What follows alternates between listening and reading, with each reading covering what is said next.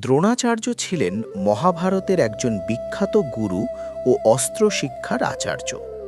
তিনি কুরু রাজবংশের রাজপুত্রদের, বিশেষ করে অর্জুন, ভীম, যুধিষ্ঠির এবং দুর্যোধনদের অস্ত্রচালনা ও যুদ্ধবিদ্যা শিক্ষা দিতেন।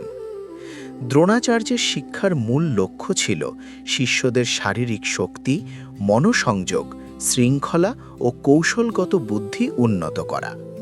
তিনি বিশেষভাবে অর্জুনকে ভালোবাসতেন, কারণ অর্জুন ছিল অত্যন্ত মনোযোগী, পরিশ্রমী ও প্রতিভাবান। একবার তিনি শিষ্যদের মনোসংযোগ পরীক্ষা করতে একটি পাখির চোখ লক্ষ্য করে তীর ছুঁড়তে বলেন। সবাই পাখি, গাছ ও চারপাশ দেখতে পায়, কিন্তু অর্জুন শুধু পাখির চোখ দেখেছিল।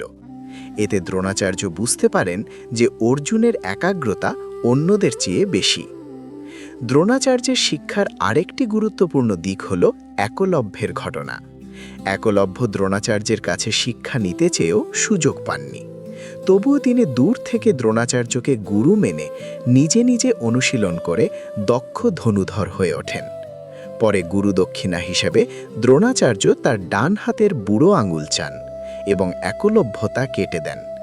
এই ঘটনা গুরুভক্তি ও ত্যাগের এক অনন্য উদাহরণ।